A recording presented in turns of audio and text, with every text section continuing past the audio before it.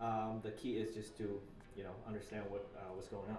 And also, disclaimer: the code that we write here are not production-oriented code. So the purpose of all these exercises are like drastically simplified version of what is actually running in frameworks, right? So the purpose here is just to sort of give you an idea of how it could potentially work, right? We're just gonna ignore tons of edge cases, obviously.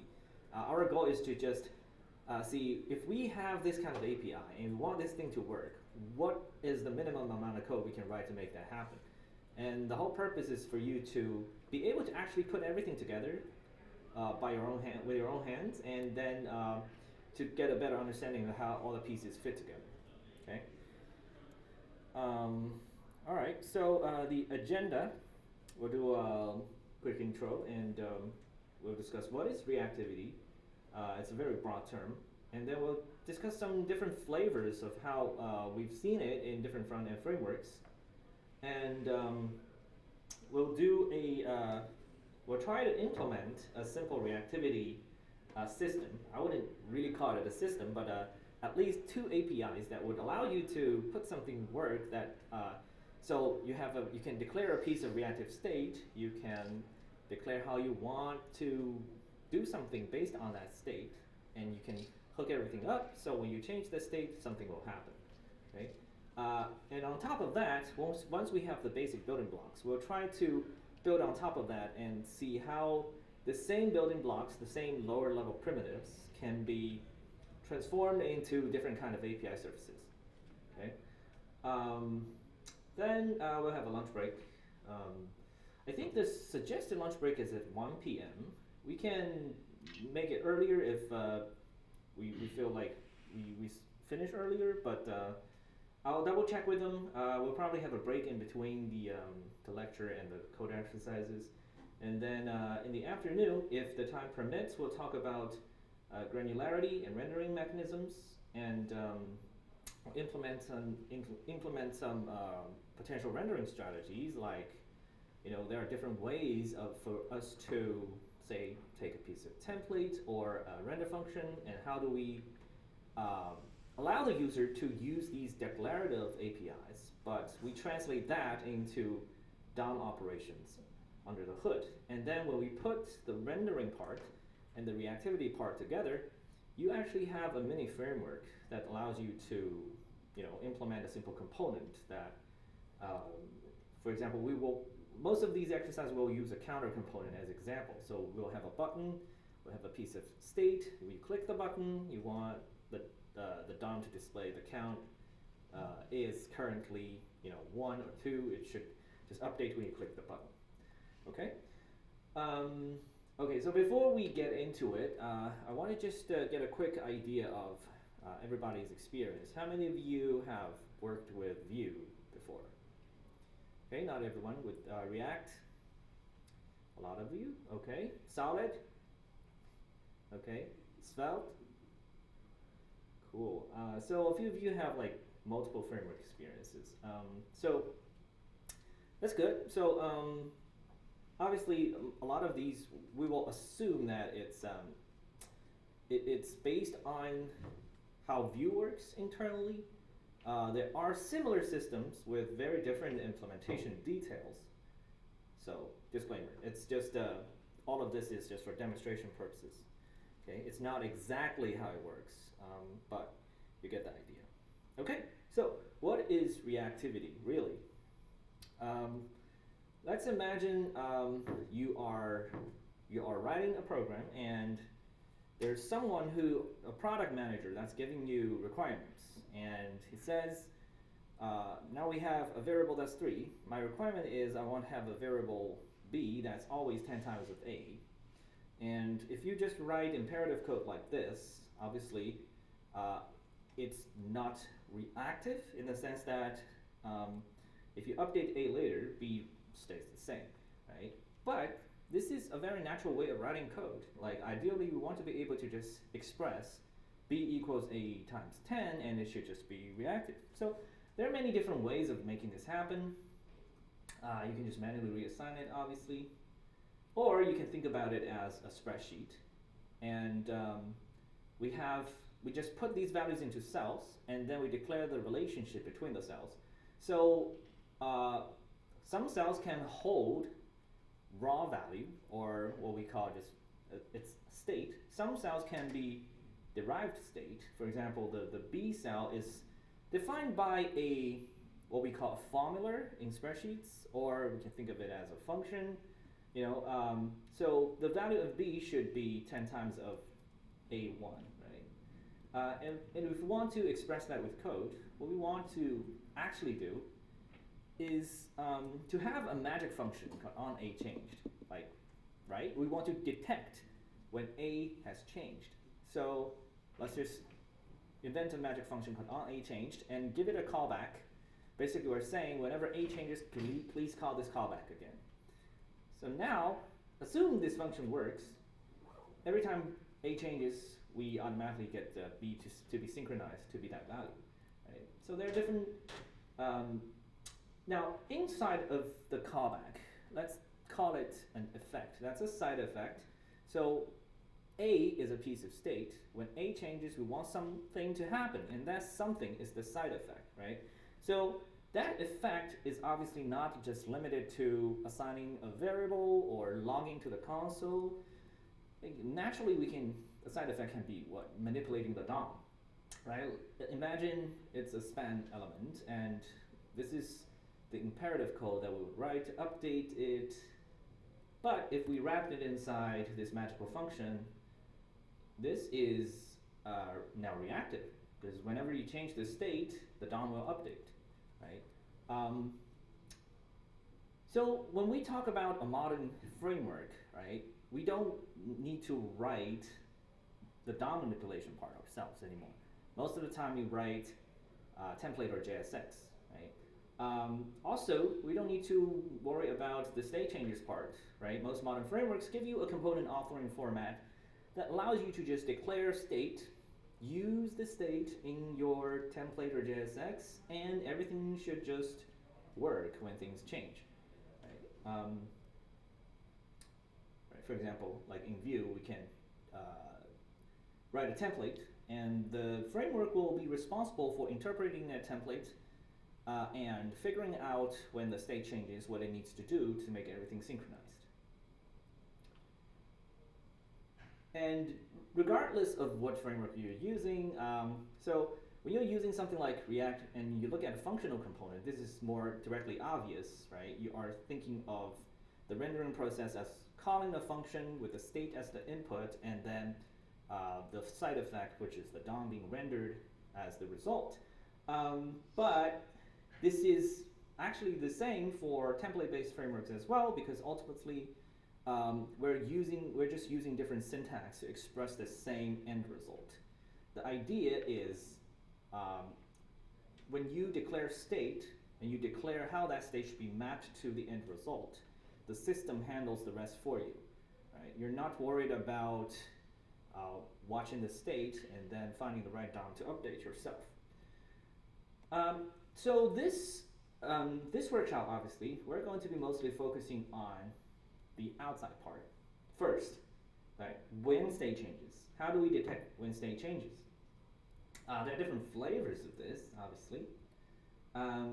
Here's one way to do it. So the when state changes receive the callback, the effect callback, right? We just store it somewhere so that we can call it later, and then we give the user a function called setState that takes the new state, swap the state, and then call update again, right? So this is obviously a very simplified version, but if you've used React, you notice that, oh, this is very similar to how React works at the conceptual level, right? Whenever something happens, right, when I call setState, I'm giving the framework a signal, okay, something has changed. And the state is swapped. It's like a new snapshot in the world. The world just advances by one frame, and you have a new piece of state, and then you just re-render the world. And that works, right? This is more like, I would categorize it as a more pool-based approach. So React uses this whole virtual DOM reconciliation process. It not only So in a way, React forgoes a lot of granularity in your state updates. It essentially says, you're telling me something has changed, but I don't really have the information on exactly what has changed. I'm just going to recreate a new snapshot of the world, compared with the previous snapshot, and figure out what has changed. And that's the reconciliation process. Obviously, there are various optimizations inside React to make this process faster. For example, you can use pure components, or remember to memorize memo things yourself, so that React can skip unnecessary work. But on a very high level, without any optimization efforts, the default is just re-render the whole world and then compare what has changed. And then we also have other flavors of reactivity where you don't necessarily call explicit functions like setState. You can just directly manipulate state like this. There are different ways of doing this as well, right? If you've used Angular, or in particular AngularJS,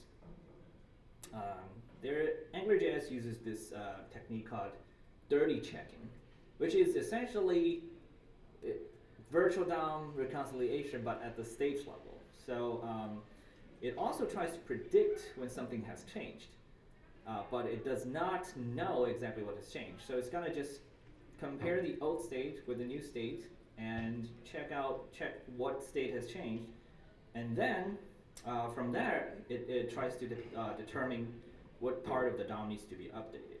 So one downside of dirty checking is that you don't have a clear signal of when things have changed, which is why in Angular 1 you have, this is particularly obvious when you're dealing with asynchronous state changes. So for example, you call an async API and you change state in the callback, right? How does the framework know that you have changed state in an async callback?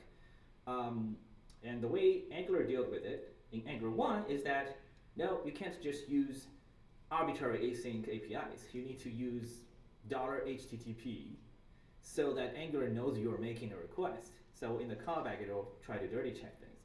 And in Angular 2 and above, it uses something called Zone.js, which patches all possible asynchronous APIs and try to do dirty checking in those callbacks. Right? So I personally think it's a quite bold but also leaky abstraction. Right? So another way of handling this is try to actually detect when things change.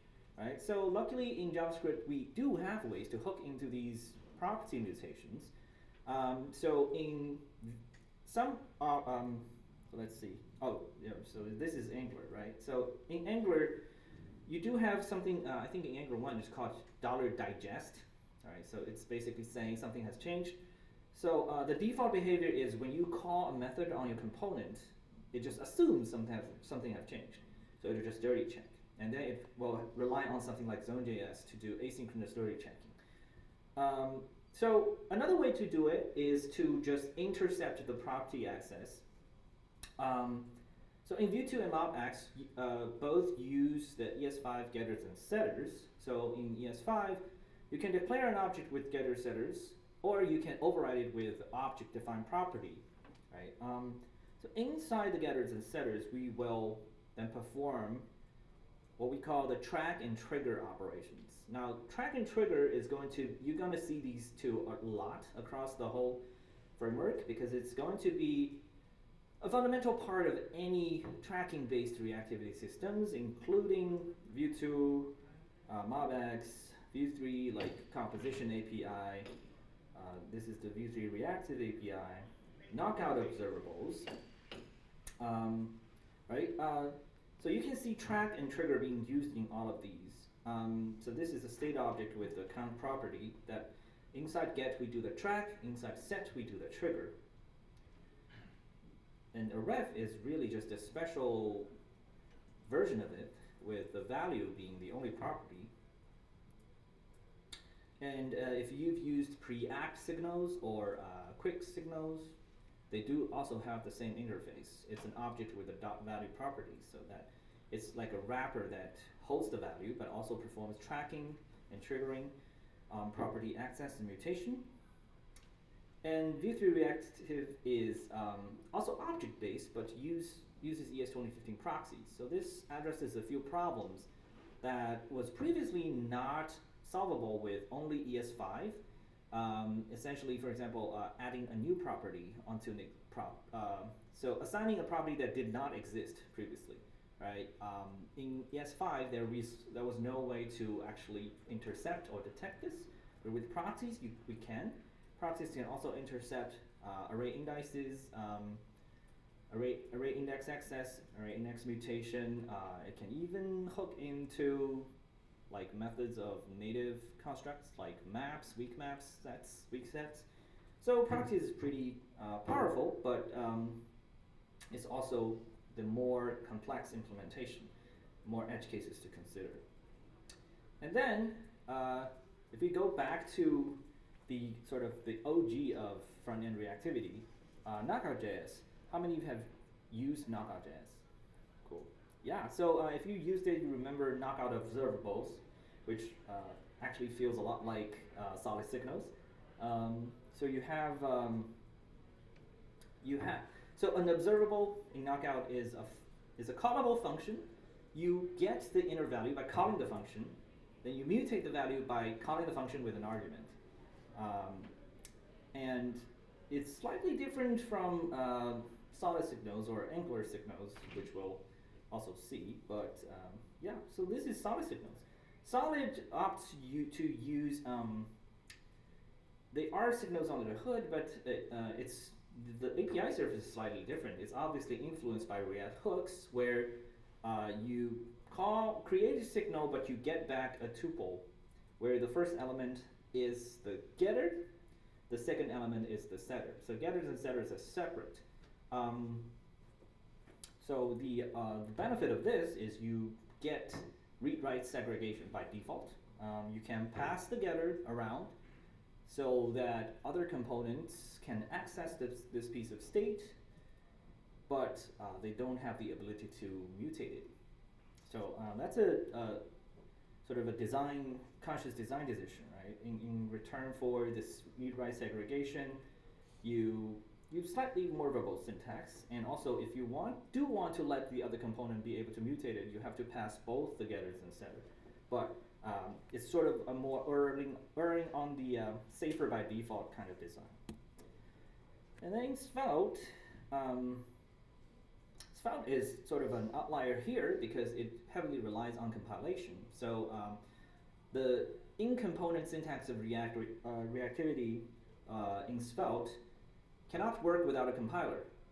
It also, in some way, is Svelte specific in the sense that that's not how normal JavaScript work. Because when you assign a variable in normal JavaScript, there should be no side effects other than the variable itself being reassigned. You can sort of hack around this if you have a with block, but right, we are now all writing ESM code now, so in strict mode, with block don't even work.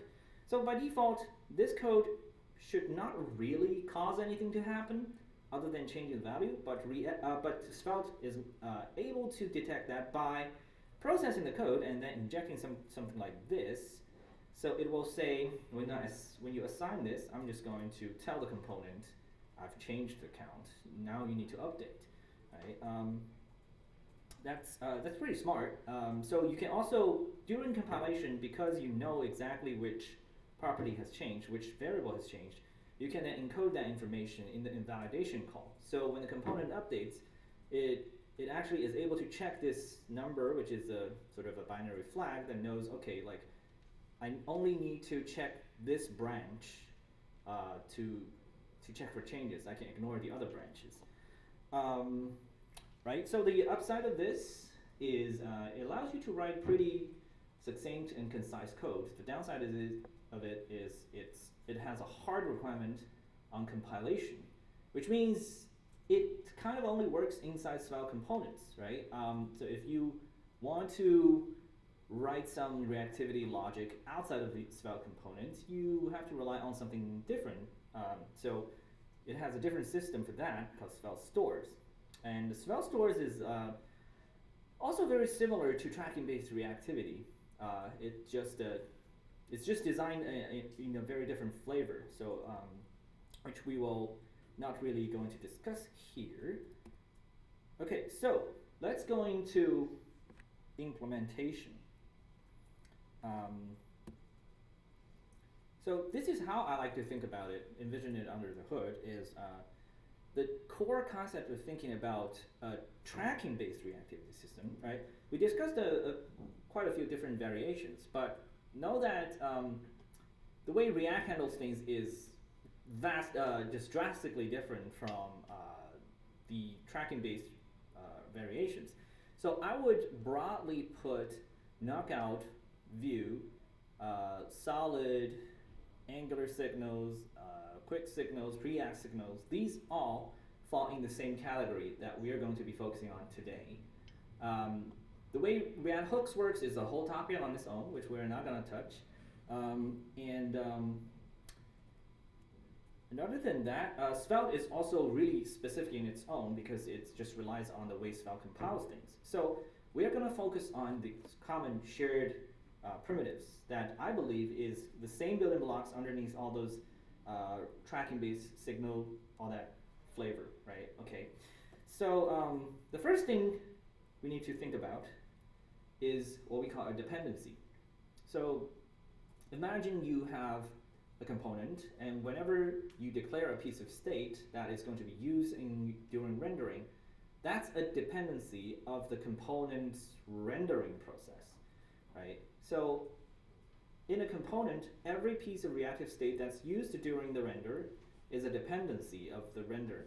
And the render, let's call the render an effect, because that's the desired side effect of a component. When you write a component, what you want to see is for something to appear on the page, right? And you want, so the effect is also a two-step process. The first effect, initial mount, is for the component to create the DOM out of nothing. Like previously there's nothing. When it mounts, it should create the DOM.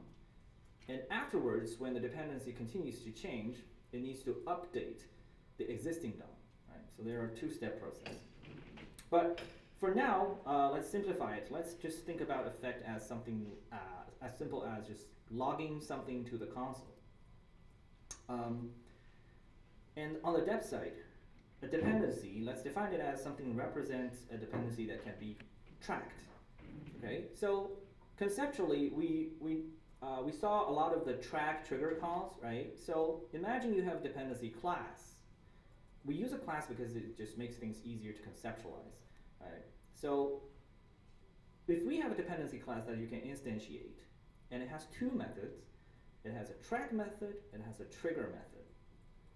And then we have something called effect. The effect takes a callback, which is the actual effect to be performed. So during the callback, when it executes, it will track any dependency that is used during that process. Okay? So I'm going to go to the code here and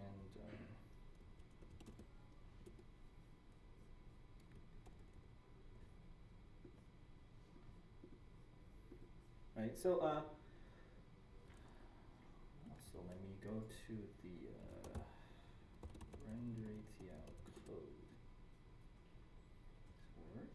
Okay, so if you go to the link of our code and you drop down here, you can actually clone this as a Git repository to your local machine. So I want everyone to have an HTML file open, have the boilerplate code, and then we want to be able to serve this index HTML and be able to see something logged to the screen so that we're sure we're on the same page. So here, what I'm going to do is I'm going to serve, and when I open it in localhost, okay, so I see this. Okay.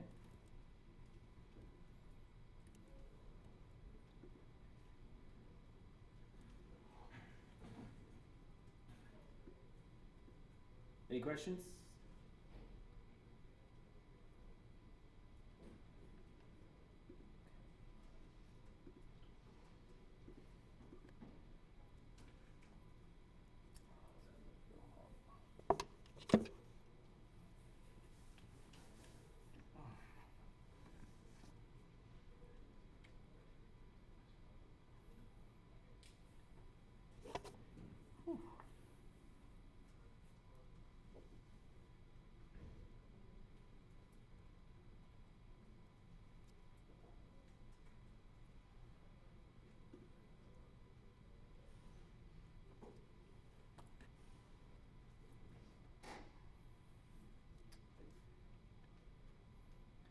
So this index HTML is where we're going to be writing our usage code, or you can think of it as your unit test, or just to verify things work. And your implementation lives in a separate file called REACTIVITY.js.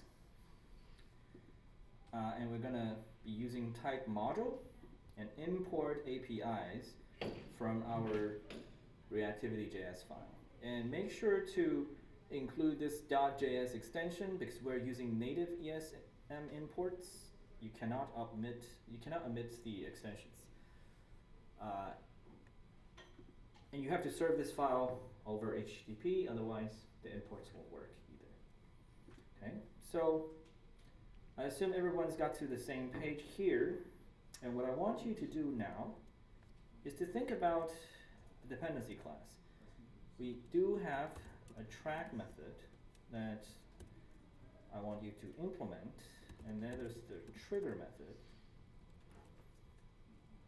And the effect takes the actual update function, right? So run function update while marking it as the current active effect. And what we want to do here is, if there is a current active effect,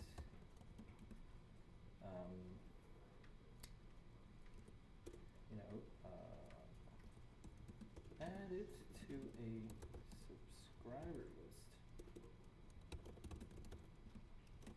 What is that? Notify all subscriber effects to run. Okay, these are just hints, and once we have this, the desired effect that we want to actually do is to say, for example, const state equals new dep, and when you run an effect, you want to say state.track, or let's just call it lowercase dep.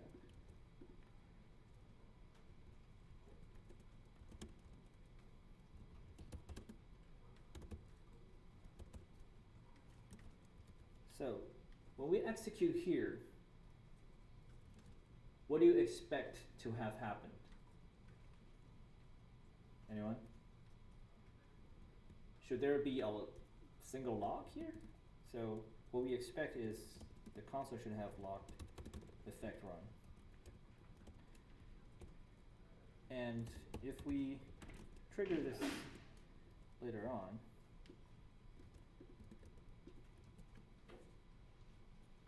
okay, so what the effect does, it should run this inner function immediately. So we should see the console log immediately when we execute this line.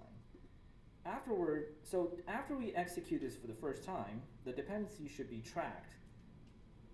And if we trigger it later on, we should see the effect to be run again. So our desired result is for you to execute this file. So open this HTML file, you should see two console log entries in the console. You should see effect run being logged twice. Okay?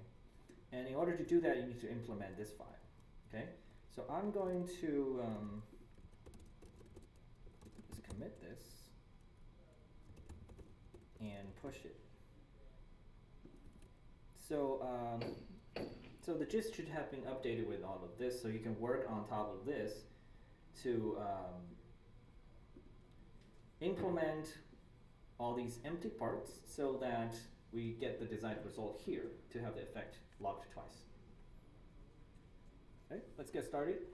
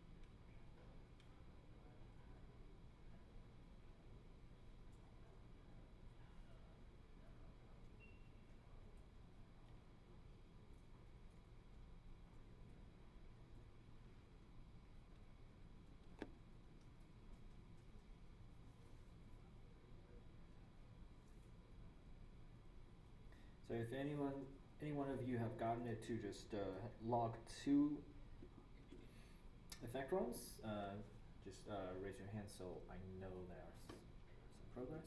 Cool. All right, we'll wait a few more minutes.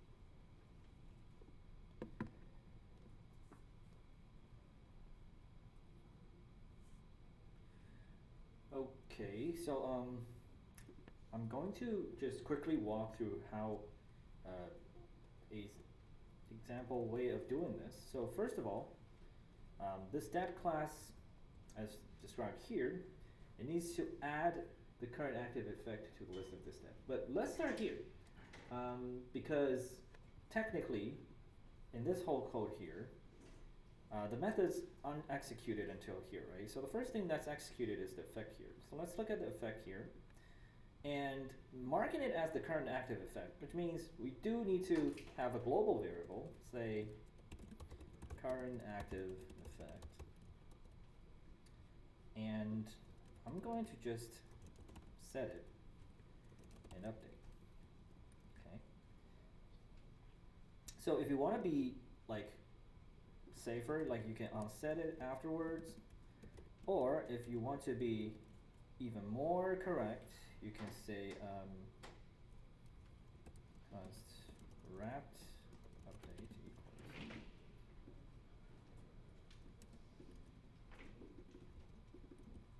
like this. But in our simple example, this really isn't necessary.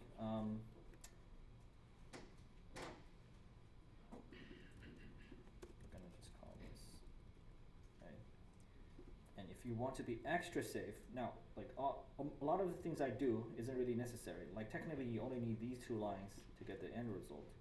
Right? You want to do try finally,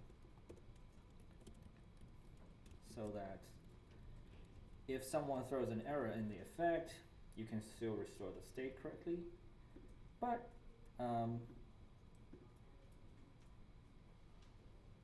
as I said, we're going to ignore a lot of edge cases. So this is as far as we'll go here. So just remember the actual important line is first setting the active effect and second actually calling the update itself. Now that we have a guarantee that when it runs, it'll set this current active effect, inside track, we can check if it is actually set. So if it exists, we do need a subscribers list, so we can use a set for this. And we're going to say this dot subscribers dot add current active effect. And that should be enough.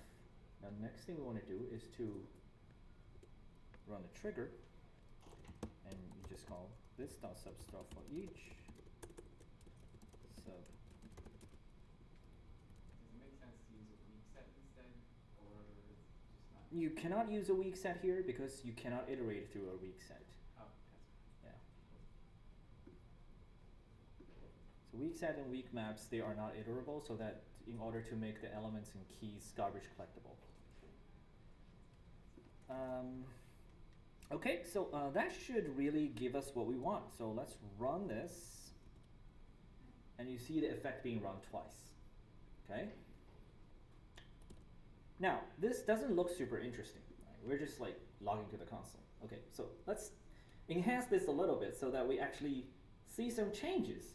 So what if we can, for example, give this dep something like a value? What if I say constructor value, and I'm going to say this value equals value.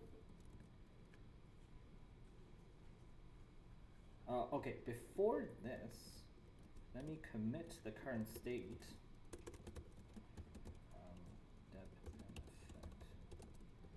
I'm going to commit it and push to the gist, so you do get a commit that you can look at later.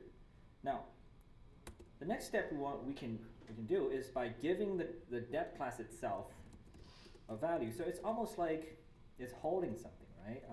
So when you construct the dep, you can accept an initial value and set it to this. Just by adding this allows us to do something a little bit more interesting. By going back here, I'm going to say this is going to hold a number 0 here. Right? Now this dep can, and now we can, instead of just logging something useless, we can say console.log value is dep.value.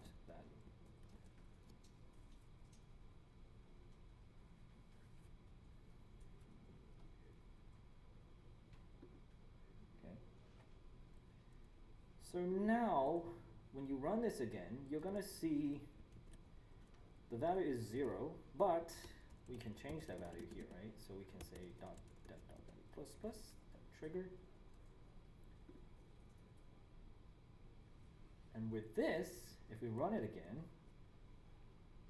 you'll see value is 1. So whenever we mutate the value of the dep and then trigger at the same time, we can rerun the effect with the updated value, right? So we can go one step further, okay? The next step of a challenge. Right now what we're doing here is we are calling track and trigger ourselves, right? We shouldn't have to do that. So imagine if you can just comment out these 2 lines. You just like console log the value, and then you just mutate the value later. We don't need to call, we shouldn't have to call these ourselves, right? It should just be handled by the system. Okay, so the next step of the challenge is to work on top of this, rework this class so that this still works without explicitly calling the track and trigger methods. Okay. I'm going to also commit this.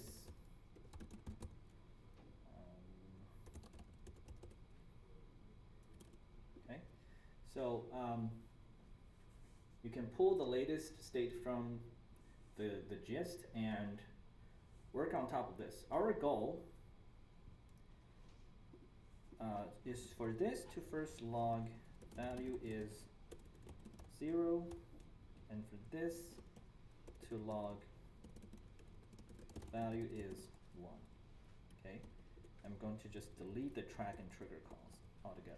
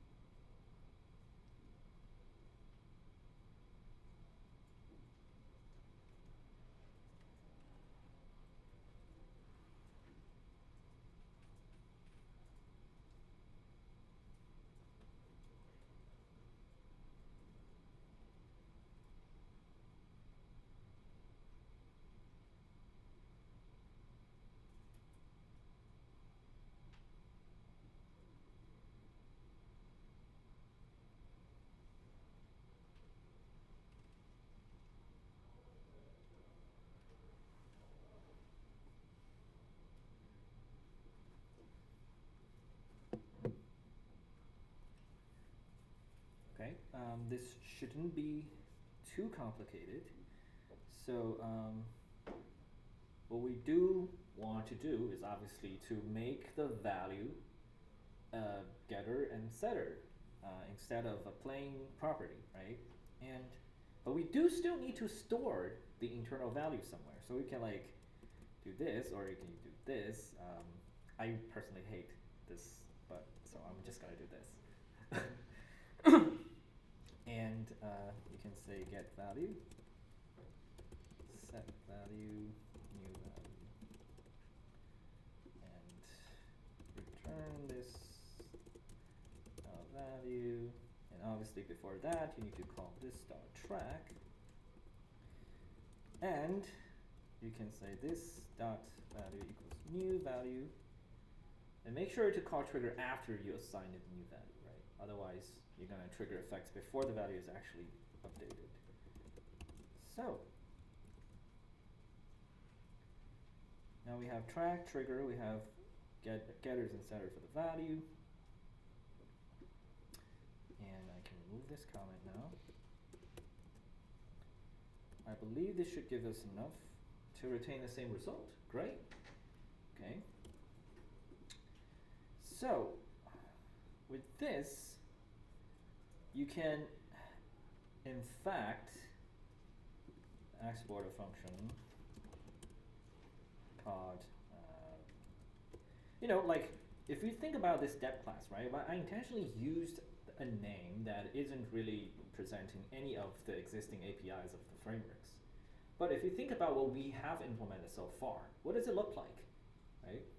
If you've used Vue, you realize, oh, this is like a ref, right?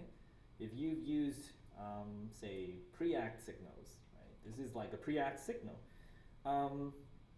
So it actually already has the basic functionality of a simple reactivity system. And by that, what I mean is, we have the reactivity side figured out. Now, what does a full framework need? It needs a way to update the DOM. It needs a way to bind event listeners, right? So we can just manually write that ourselves for now. So let's say div id equals value, and we have a button id equals, we don't even need to give it an ID, right? So just increment. Okay, we're just gonna write some, instead of console log here, I'm going to remove this, and I'm just gonna say document.get element by ID value dot text content equals dev.value. Okay, just gonna write that myself. And instead of manually calling this here, I'm gonna say document.query selector button dot add event listener, click, and in there I'm gonna say det.value plus plus. Okay, so if we do this, we now have a little counter, and we hit the button and it increments. So we have like half of the framework equation figured out already. Great. So let me push this, and cool. So we can move on to, we have the building blocks here, right? We can move on to do some more interesting things with it. So the first thing is I can try to make it look like Vue, right? So instead of exporting the depth here, I'm just gonna say export function ref, and what I'm really doing is just like return new depth value. Oh, that looks quite simple, right? Now I do want to make the depth class a bit more generally decoupled from holding a value itself. So I'm going to remove the value part here. Okay. This is just for us to sort of get things going. So removing the value part. Now the dep is now reverted back to a state where it only handles the tracking of effects and notifying stuff. What we want to do is have a separate file. Let's say ref.js. So this is like a Vue ref, and you can import dep from reactivity.js and export function ref. You can implement this,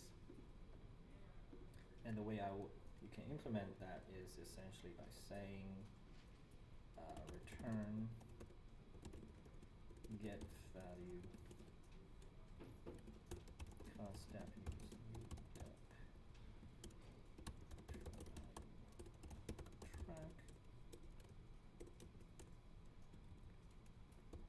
set value.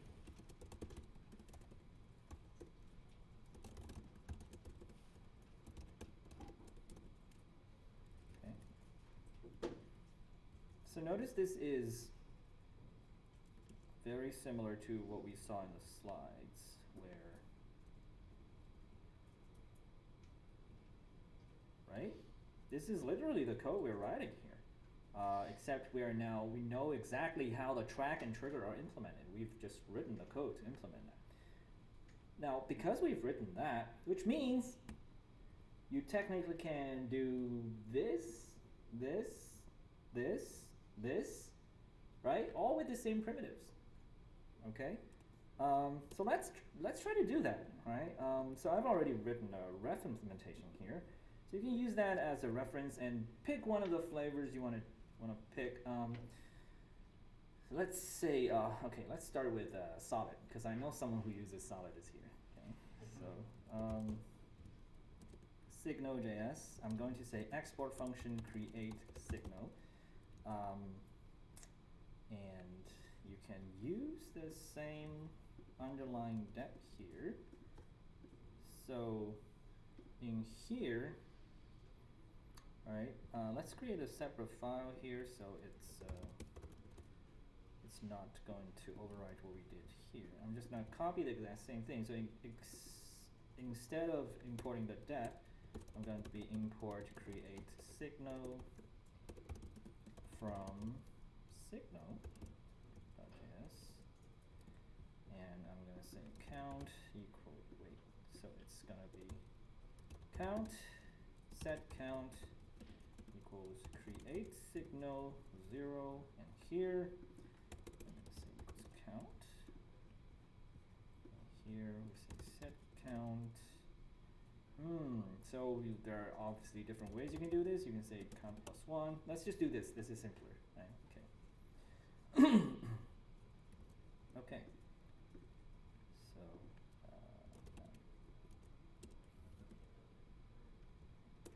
implement solid style signal. Okay. So the usage is here. This is the desired usage, and accessing the count looks like this. So the first here is the getter, and the second set count here takes the new value. Okay, I'm going to push this.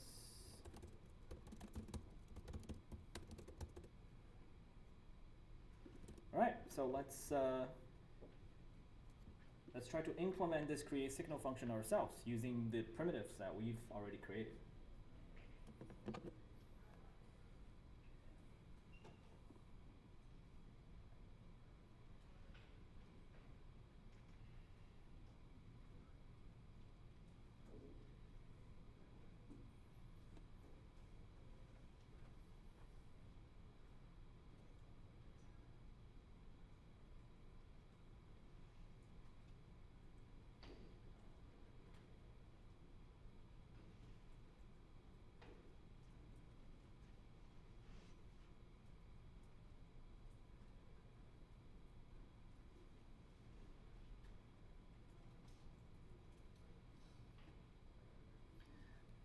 To the restroom.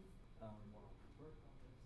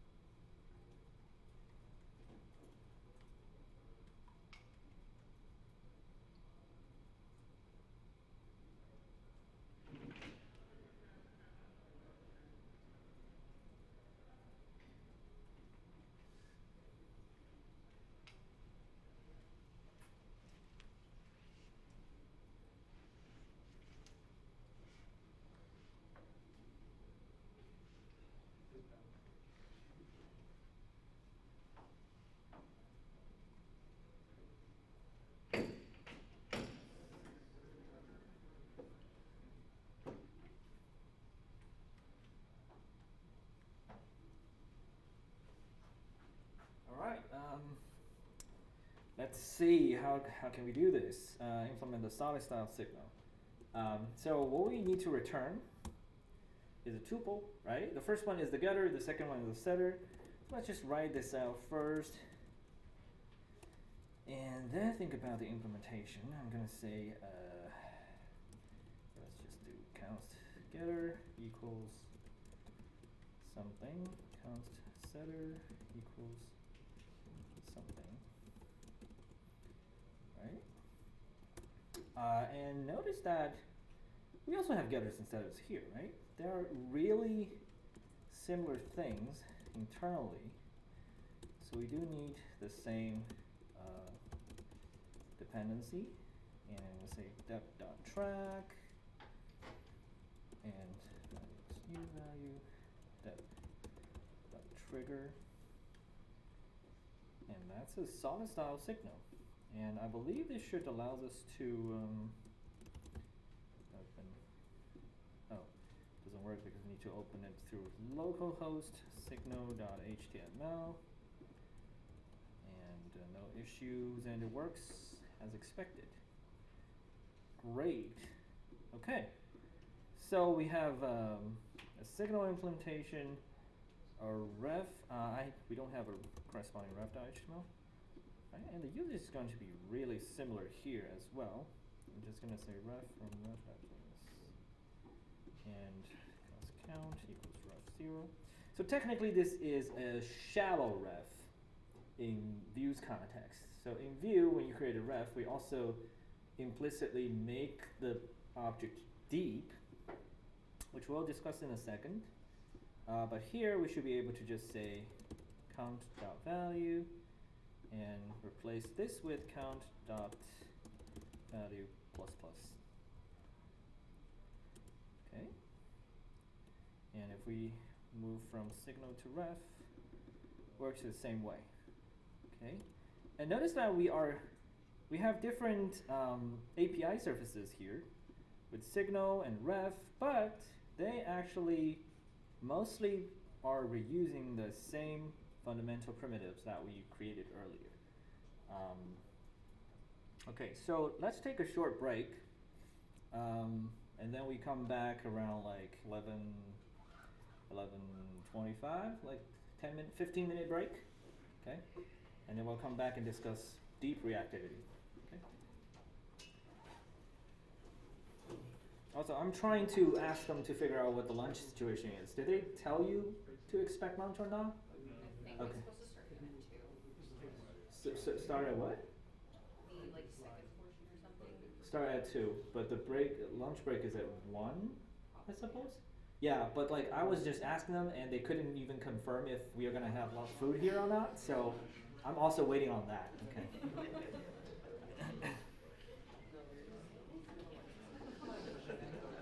Oh, yeah.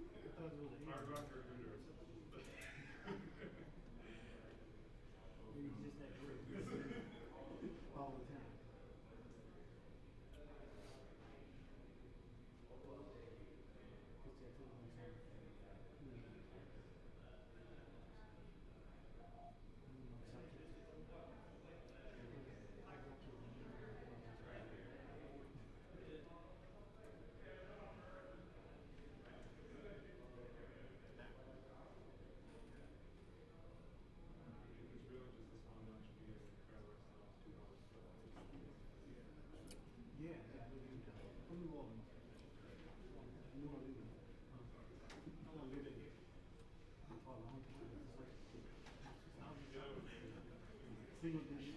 Yeah, I work at Houston Tech. We're all in it.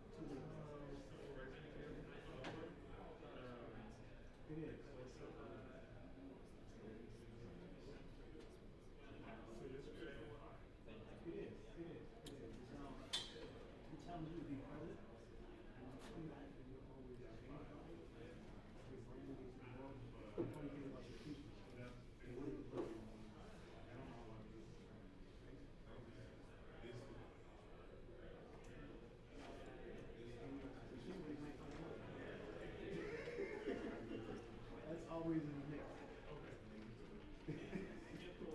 Can't rule that out.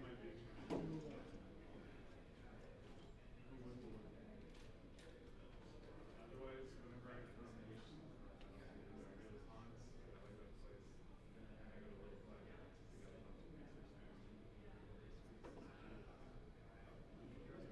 Tanner has some shit.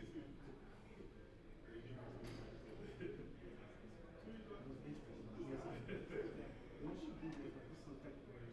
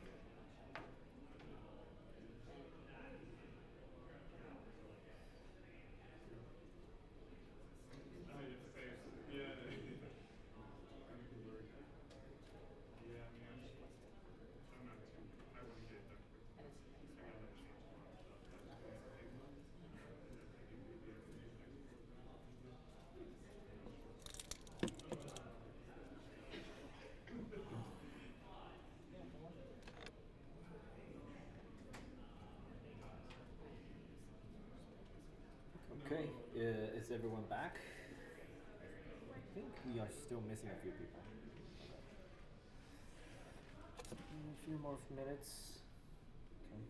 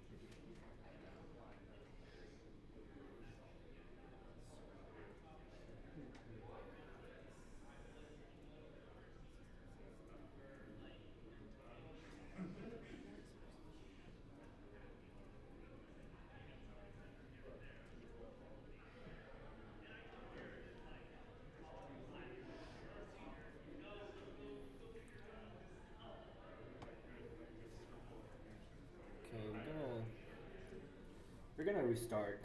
Okay. So far, what we have done are what we call shallow containers. So, an example of what I mean by shallow is to say, for example, if instead of a primitive value like a number, you're putting something like, foo 1, 2, 3. Now, and if you do count.value foo, you can do that. You can do this. By default, this won't work, right? Because we only implemented the tracking and triggering, i.e. the reactivity bits, in the dot value, in the value getter and setter, right? So only this part is tracking things. But here, this dot access is only a property, a getter access. What we're mutating is actually this. So this is essentially a deep mutation, which cannot be actually be detected or intercepted with our current implementation. Now, there are obviously pros and cons of whether you want deep reactivity. So in some frameworks, there's just no deep constructs by default. What you need to do is to, for example, explicitly tell the framework that I've made some deep mutation and you need to force trigger updates, right?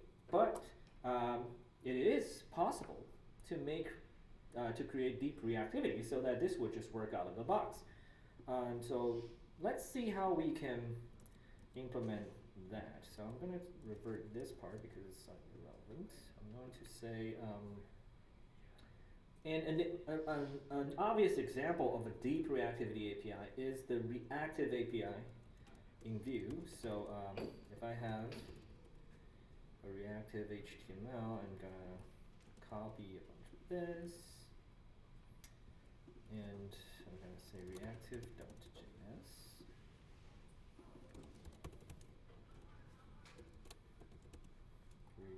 Reactive.js. So the way it worked would be reactive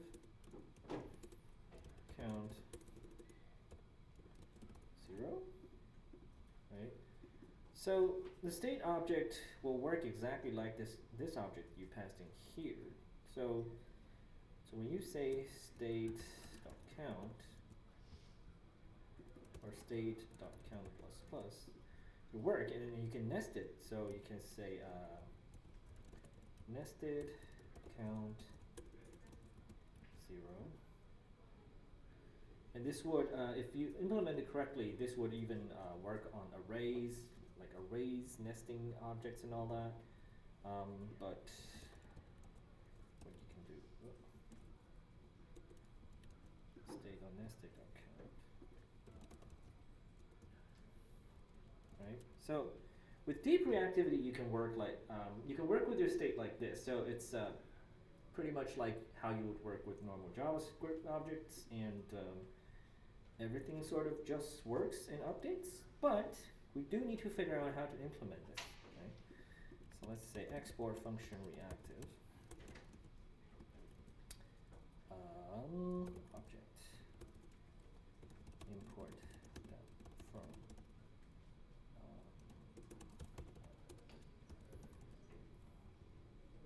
okay.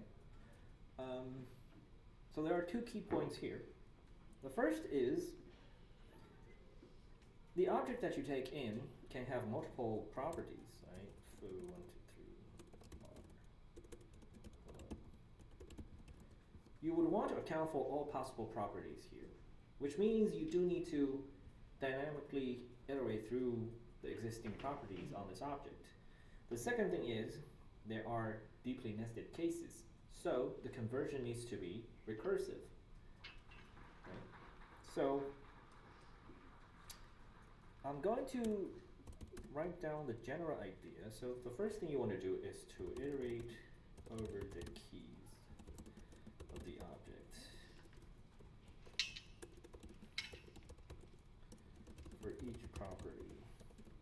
Create corresponding dep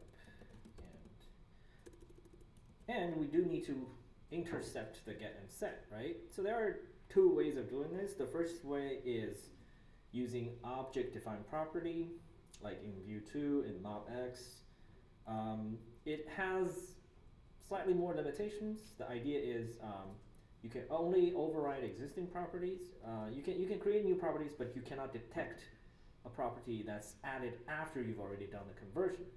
But it's easier to implement, so let's do that first. So a quick primer on object-defined property. This is a global API that is just available. And what you would do with object-defined property is you can take a raw object, the second argument is a key, and the third argument should be an object what we call a property descriptor. It describes some attributes of the property, and those attributes could be, for example, enumerable. Enumerable means whether this property should show up when you do a for key in object loop. So if enumerable is false, it won't show up in either object keys or in for in loops. And then there could be writable. If the property is set to be writable false, then you basically it can never be changed again. Right? And then there's configurable false. Now this is kind of like the nuclear option. If you configure it as configurable false, it just prevents you from redefining it with object-defined property again. So basically you can do this only once, and no one else can change how it works later on. But these are really not our concern right now. The key here is you can do get and set here. Okay? You can convert an existing property into a pair of getters and setters. And this kind of falls into our familiar territory because we've already dealt a lot with getters and setters so far. So you want to use this API in here. For each property, you want to actually convert it using object-defined property into getSet and perform track trigger. Okay, and then second step is also make it recursive.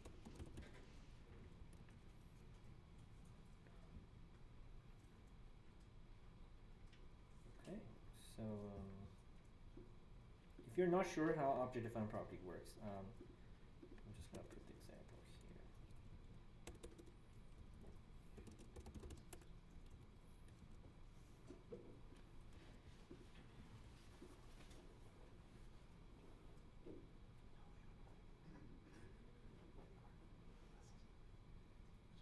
Okay, I think. Alright, I'm gonna push the code.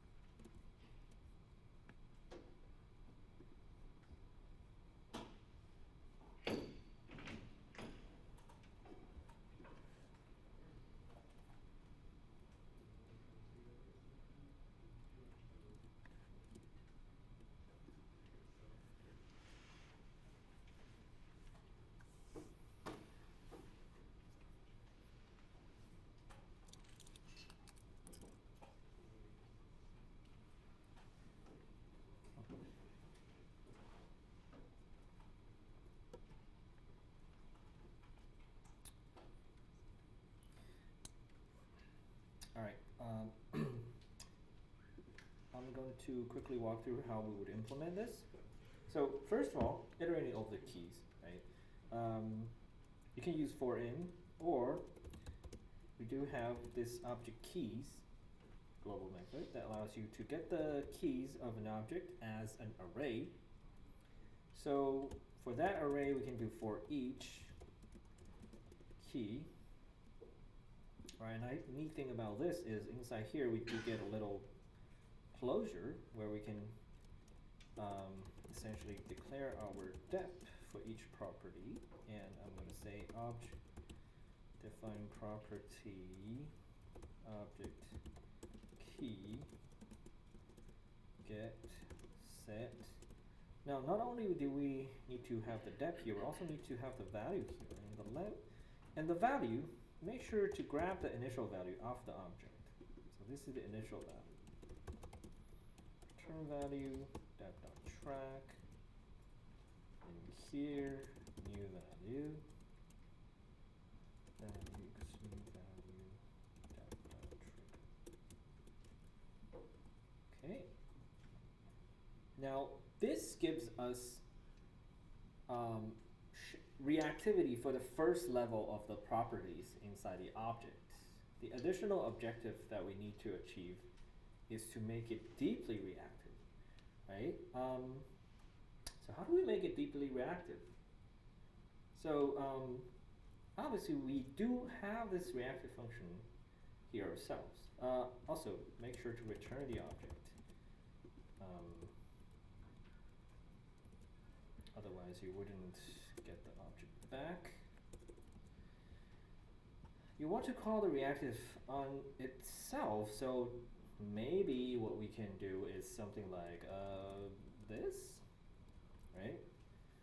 Now this does have a problem because here we're assuming this is ever only going to be called on objects, right? So we do need to do some type checking here. So basically only call reactive if the value is an object. So first thing is we do need a function called isPlayingObject.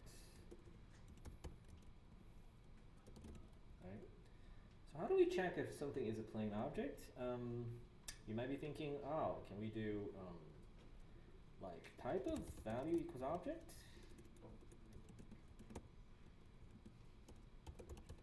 Does this work? Anyone can tell me why this wouldn't really work? Type of null is an object. Right. So first of null is an object. Functions. Yeah. Functions, This is string? arrays. Well, actually function will give you function, but arrays will give you object as well, right? So a safer way to do this is, so this is a trick that we kind of use a lot in library code, is object dot prototype dot toString call value equals our familiar friend. Okay. Yeah. So interestingly, this toString method on the object prototype, when you call it on something, it will give you something like this. Okay. If it's a plain object, it will give you object. Now you can also like call this on an array. It will give like object array or object string or like object window if you call it on a native browser native thing, right? So it's just a bit more informative, and turns out we can use this to determine whether something is actually a plain object that's created by the in user land. So is plain object value? If yes, let's call it with reactive, and if not, let's just return it as is. Okay, there's one more thing though. Because if we do this, every time we access the object, we are calling it on the same value over and over again, right? We don't want to convert something that's already been converted because we've already done that, right? So we do need some way of like telling, oh, this object is already reactive. We shouldn't just do the same thing again. So there are different ways of doing this. For example, you can just like object.define property, object is reactive true, something like that. Instead of getter setters, you can also do this, right? Enumerable false, value true, which means if object already is reactive, we'll just return it as is. Right, so this is one way of doing it. So basically we're defining a enumerable hidden property, like this key, you kind of have to make sure it doesn't collide with anything, right? So it's dirty, but it works. The equivalent of this is we can use a weak map, for example, const reactive objects, reactive or a reactive set. It's new weak set. So you can say if has object, otherwise, let's say add object. Okay. So this way, we are essentially making sure when we call reactive on the same object multiple times, we're only ever going to do all this work once.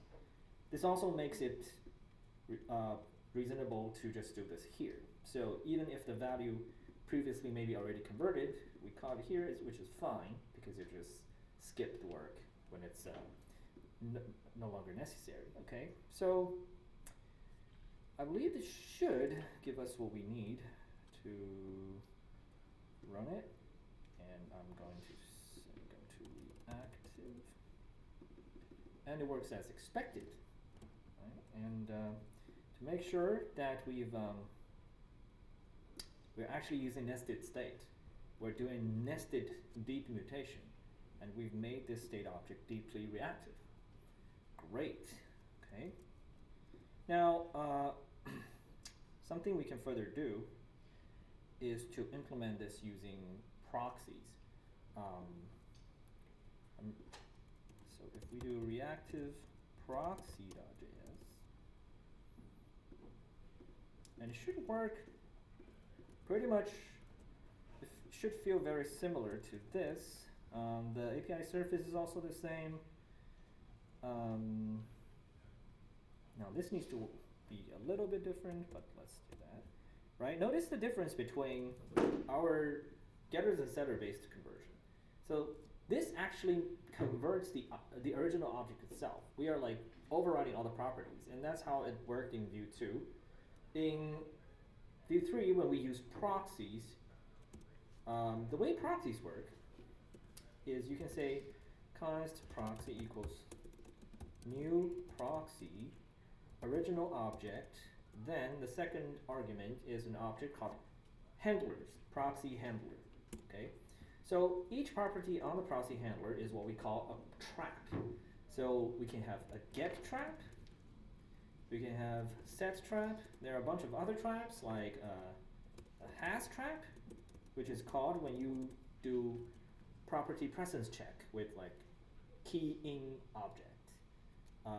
And then there are like has own property, and there's a delete property.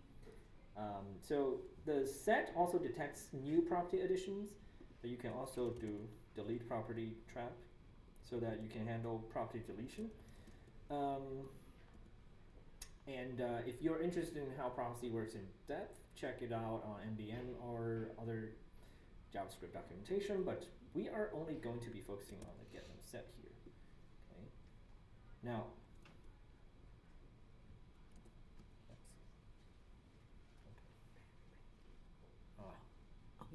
yeah, I'm good. Yeah, I'm just using this. Yeah. Okay, so instead of doing this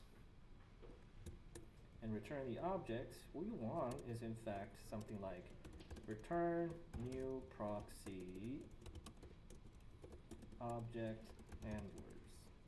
Okay.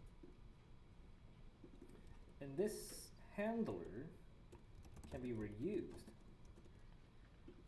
And the handler is get, set, because the way the traps work is it receives the target. So this target is this original object here. and it also receives the key.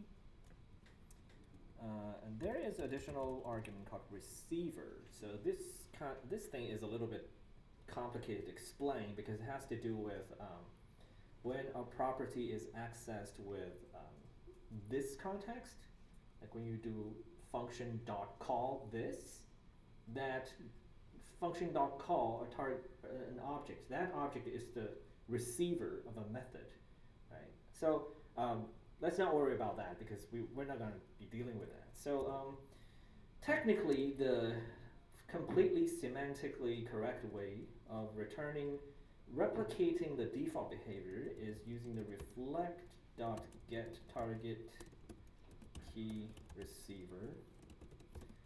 So now this is basically a useless trap that replicates exactly what's going to happen. But let's do it the simple way. We're just going to say return target key. Okay. And the same here, target key value. We're just going to say target key equals value. And an additional requirement here is you want to return true here to indicate that this set operation has succeeded. So, which means you can technically do some conditions here and say, oh, you can return false to prevent the set from happening altogether. This will actually throw an error. But you're required to always return a boolean. If you neglect this line here, it'll also be an error. So you have to return true here. Okay. Now, this handler currently does nothing. It just makes the object work just like before. So how do we plug our reactivity system in here, right? We have this depth thing waiting to be used. Okay, the tricky part here is compared to our getter and setter operation here. Here we naturally get a little nice closure for each property for us to do to store our depth and value state. In here, we don't really have that, right? So we want to do depth.track. We want to do depth.trigger, but we don't know where to store or retrieve this depth. Okay, so the this part is something I won't ask you to figure out yourself. So we're just gonna explain how we in general do it in terms inside Vue. So the idea here is each depth corresponds to a property on this object, right? So the information that we have is we know the target, we know the key, and we need to, based on this, locate a uniquely corresponding dependency instance. So for the same object and the same key, we always return the same depth. So what we want is something like get depth target key, and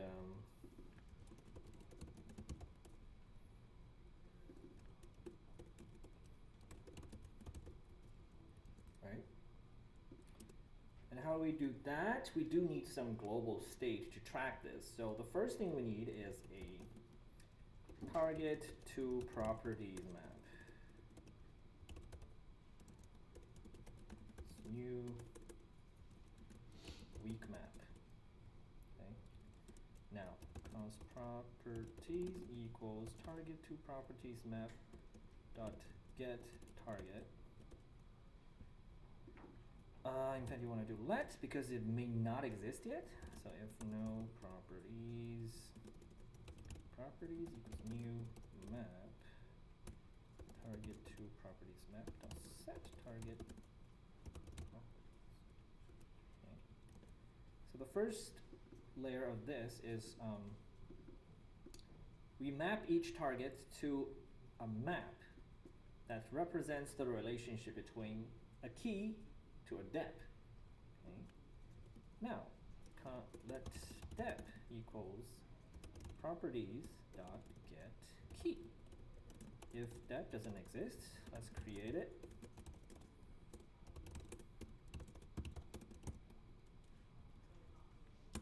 And return the depth. Okay, so this way, based on any target and a key on that target, we're able to always locate the same depth instance. And if it doesn't exist, we'll just create it.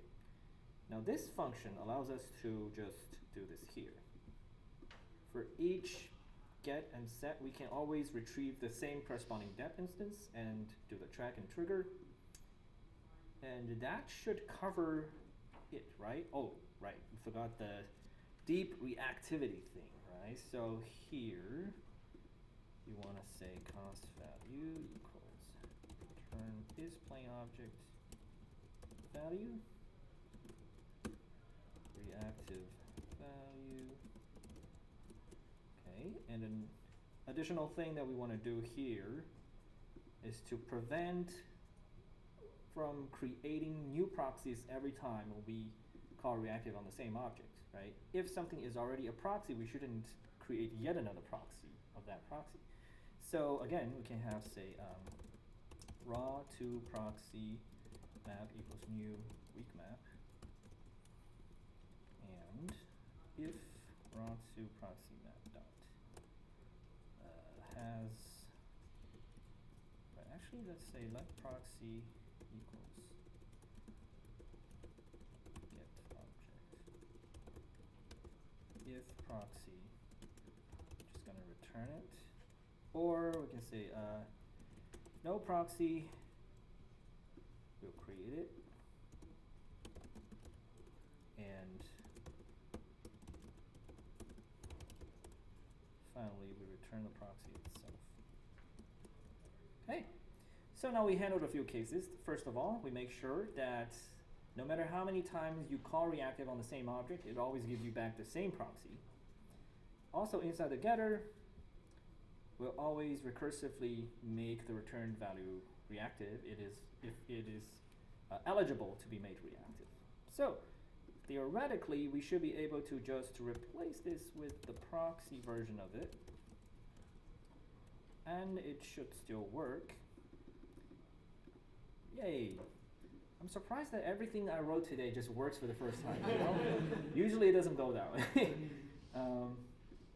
Okay, so we got the deep reactivity using getters and setters, and deep reactivity using proxies. Now you have a pretty good idea of the full spectrum from the shallow refs signals to the deep reactivity versions. So this is also what is used underneath in Vue 2's object API. So in Vue 2 we do have an API that essentially you declare a component by saying const component equals data, return some state, right?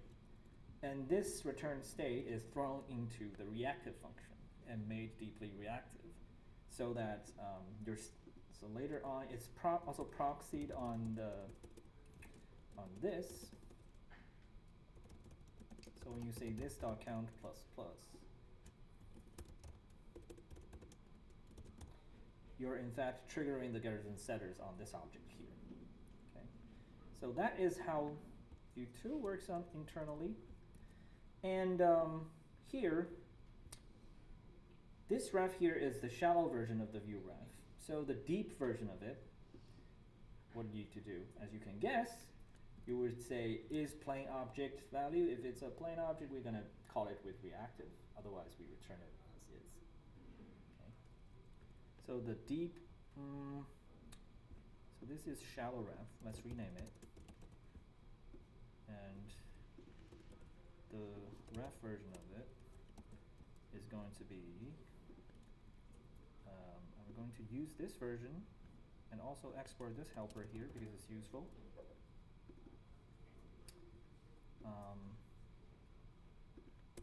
Import reactive is plain object from reactive proxy.js, and I can say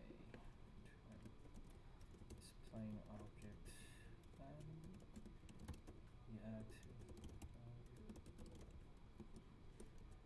Okay, so now we have two versions of the refs. The shallow version, which only tracks its value access, and the deep version, where if the value you give to it is an object, it also just makes it deeply reactive. Okay, so Yeah, so if you put ref, shallow ref, and reactive together, you in fact have the core reactivity API of Vue 3. And obviously, if you're more familiar with other frameworks, you can, you know, try to improve this version to make it look more like the actual Solid version. So Solid actually allows you to pass in some additional options. But that is out of the scope for this workshop. I'm going to push the reactivity code here.